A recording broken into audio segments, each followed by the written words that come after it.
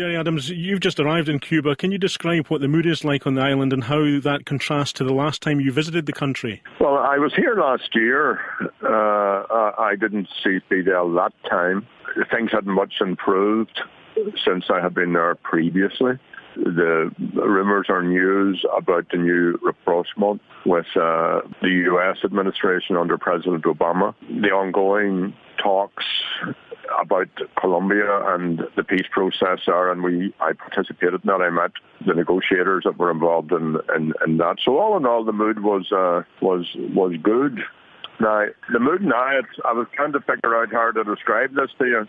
It's like a very old and revered member of the family, a very popular member of the family, has just died.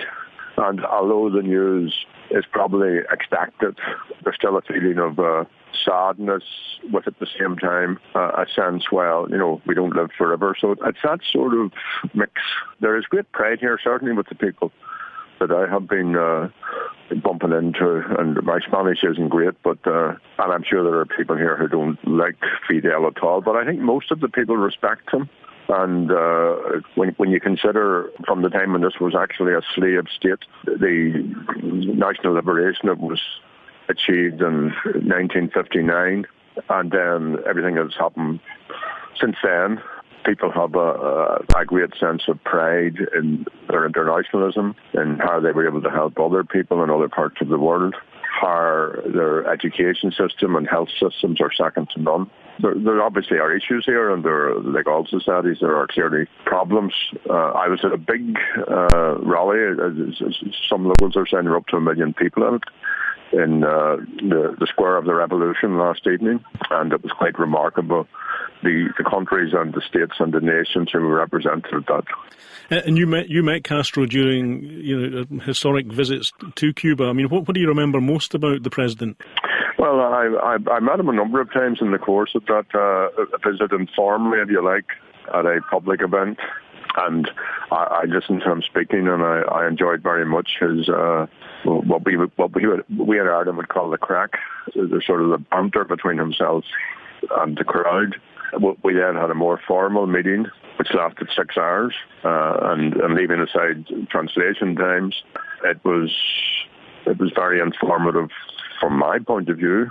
He was very humorous, self-effacing, down to earth, was conversant with the colonial history of Ireland, with the general thrust of all of that. He famously had come out in defence of the hunger strikers in 1981 and also advocated for Irish unity and an end to British rule in Ireland. But he wanted to get below the skin of all of that. He was asking about the unionists. He was asking about the farming industry in Ireland, the fishing industry. We actually don't have a fishing industry. And we also talked about global issues. He said that neoliberalism was the biggest threat to, and climate change were the biggest threats to humanity.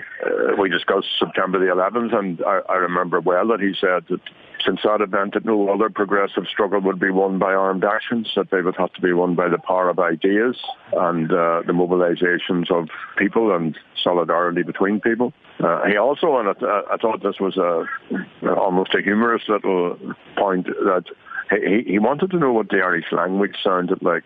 And he suggested that I would recite the Hail Mary, Sheda Bahawara, in Irish, and he would recite it in Spanish.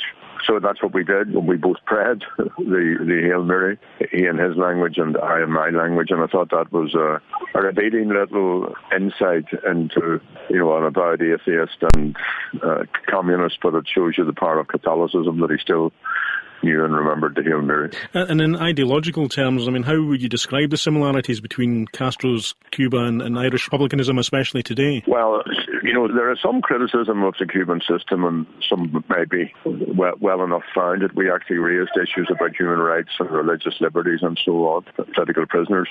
But all of that has to be seen against the background of the blockade. That this society, this island, people have been basically under siege for 50 years. And while I very much welcome the postponement, and I hope that it doesn't get reversed under President Trump, I think it just makes sense to continue to build. Irish republicanism, republicanism is for a republican system of government where the people are sovereign. And I suppose that at its broadest is what our view is. But modern republicanism is based upon the Proclamation of 1916, which goes on to spell out civil and religious liberties and economic rights and social rights. And it's very, very clear that what the 1916 leaders wanted to see was an Ireland in which people could live together in equality, in fairness and decency. So the phase of struggle we're going through is for national liberation or for freedom. We want to see an end to partition, an end to British rule. We, of course, also want to keep building on the peace process and build relationships with our unionist neighbours as a part of the process of achieving that. So we're in the national freedom or the national liberation, the need for Irish unity phase of the struggle. What the people do after that is a matter for them to decide. I would like to see a socialist republic on the island of Ireland based upon the 1916 proclamation. And finally, you attended and were part of the Guard of Honour at Nelson Mandela's funeral in 2013. Are you expecting to take a formal part in the funeral on Saturday? And how have you been received by Cuban officials and the Cuban people generally? Well, where I'm here as a guest on the invitation of the Central Committee of the Communist Party of Cuba. The international dimension of that was last evening, so I won't be at the funeral on Saturday. I'm returning home. I'm doing meetings here with officials and others within the Cuban administration. We have a good relationship with them. Insofar as, I am recognizable, and clearly I'm not as recognizable here as I would be at home. People generally identify with Ireland. They know about Ireland.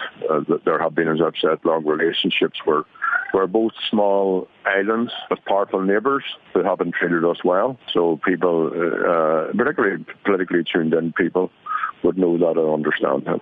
Gerry Adams, thanks very much for joining us. Thank you. Thank you, Mark.